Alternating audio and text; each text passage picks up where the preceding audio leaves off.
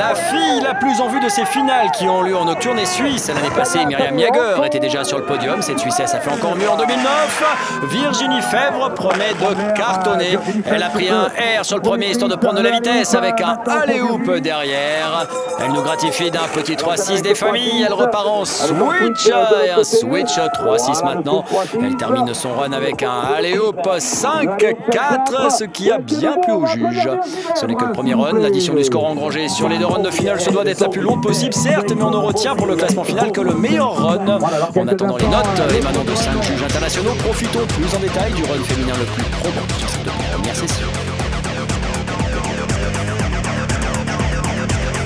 Avec 41,10 points, Virginie mène la catégorie filles de main de maître. La notation se fait sur 10, autant dire que l'élève freestyleuse Fèvre montre son application pour l'art du pipe. Autre cas suisse qui a fait parler la poudre au contaminant Montjoie, voici Nils Loper. Il se jette dans le pipe. On envoie cash du 900 degrés, histoire de faire monter la température aux abords du pipe avec un 5-4 safety grab derrière. Un cork 5-4 pour le plaisir des yeux. Un switch, forcément, il était en marche arrière. 7-2, pas mal du tout. Nils Loper va se finir avec un rodéo. Les Français Rachel Bertoni et Roland Espérez partageaient le podium entre eux trois. Voici que ce Suisse s'invite à la fête. Il est second temporaire. Il est aux prises avec Kevin Roland. Ah, ça tombe bien, magie de la télévision. Le suivant à s'élancer est précisément Kevin Roland. C'est fou, hein, c'est au hasard.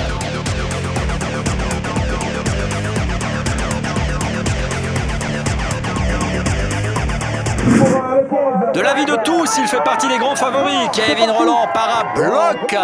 Il fait son entrée dans le pipe et envoie direct un câble 5-4 avec une belle amplitude.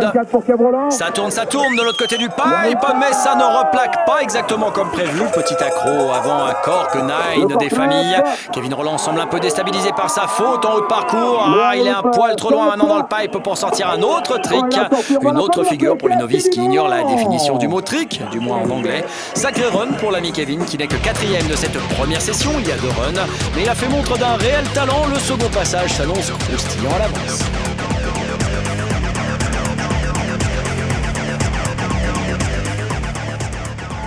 Voici l'homme que tout le monde craint. Il a le maillot jaune du leader de la Coupe du Monde. Il a emporté le pipe des contamines l'an passé haut la main. Matthew Hayward. Il s'envole pour des rotations en série. C'est sa spécialité. Aïe! Il a dévissé au départ. Il a tapé fort le coping à l'arrête du haut de pipe.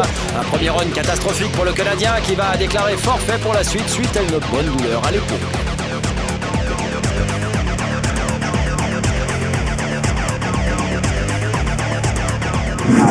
Le Français Bertoni est dans la place. Il arrive fort dans le pipe. Il a choisi l'autre côté. Il commence avec un gros 5-4. Très long, belle amplitude, très stylé. C'est un peu ce qui fait la différence chez les juges. Le style avec un cork 9 à suivre bien exécuté. Pas de faute, tout est replaqué comme il faut. La réception des figures est une donnée essentielle dans les critères des juges. Et monsieur Bertoni leur tape dans l'œil, c'est sûr. Encore, on a vu un 5-4 stylé, un run à l'ancienne. Une dernière petite figure pour la route à l'applaudimètre. On sent que le run a impressionné au moins le public. Séquence, contemplation, ralenti, c'est parti. Monsieur Bertoni mène les débats. Souvent, on aime poser la question qui fâche au bon moment. Alors comme ça, vite fait, entre 2 runs, maintenant qu'on sait que Bertoni est premier, les Nord-Américains sont-ils meilleurs que les Européens? Vaste question explorée par Guillaume Sprave.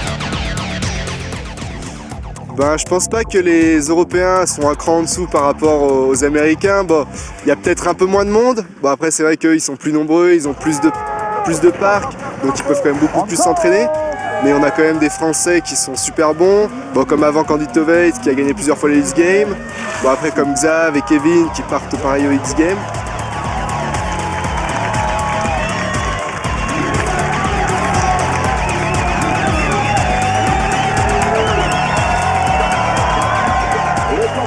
C'est vrai que les Américains sont forts, mais les Français sont peut-être un peu derrière, mais il n'y a pas grand-chose et je pense qu'il y en a certains qui vont les rattraper.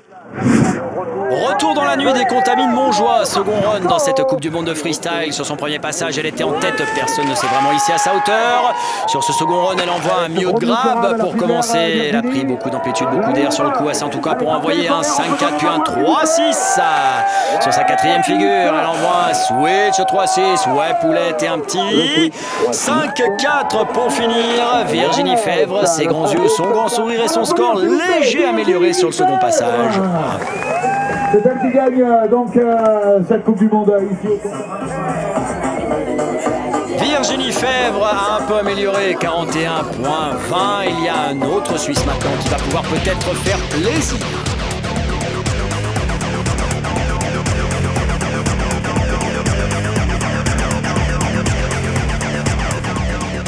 On repart chez les hommes. Autre représentant de la Suisse a joué la gagne. Voici Nils Loper. Il a fait un premier passage remarquable. Il est second, coincé entre un excellent Xavier Bertoni et un flamboyant Kevin Rolland. Premier trick bien réussi avec un 900 degrés des familles. Idem de l'autre côté. Mais l'atterrissage est un peu limite. C'est pas trop replaqué tout ça. Un 7-2 à suivre. Il repart en switch.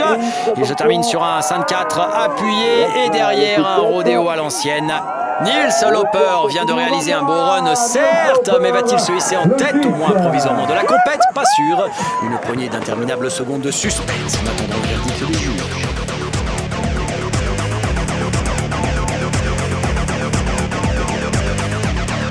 Il a bien amélioré son run, mais rien n'y fait. Il ne fait pas mieux que Xav Bertoni qui reste en tête.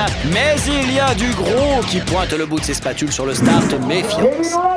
Kevin Rolland s'élance. Le Français, il peut encore espérer remporter cette manche de Coupe du Monde des Contamines Montjoie. Il entre dans la danse avec un gros 7-4. Beaucoup d'amplitude, beaucoup de vitesse. Il va enchaîner les tricks avec une grosse amplitude. Toute la foule réunie autour du pipe et derrière lui. C'est aussi un avantage pour ça de raider à la maison. Un gros cork 9 bien fait. Il va rééditer en face, mais alors qu'il a la place de continuer, Kevin Rolland stoppe son run royal comme ça. Cela ne va-t-il pas lui porter préjudice en finale? Cette espèce de décontraction apparente est peut-être malvenue. Réponse dans une poignée de secondes.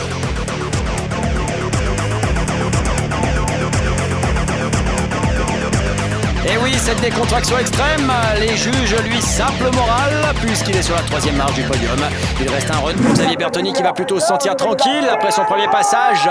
Eh bien, il est déjà premier de la compétition. Il l'a emporté, il pourrait presque la jouer vraiment pépère. Et pourtant, il va envoyer du gros de chez gros. Un run qui se passe de commentaires. Xav Bertoni s'est fait acclamer à chaque envolée vers la stratosphère. Ambiance.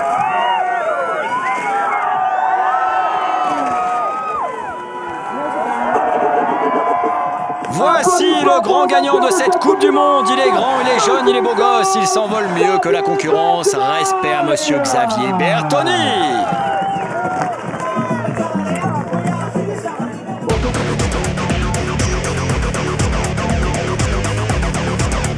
Les juges vont même lui être tellement reconnaissants d'avoir assuré le show jusqu'à la dernière seconde qu'ils vont même alourdir la note, au moins histoire.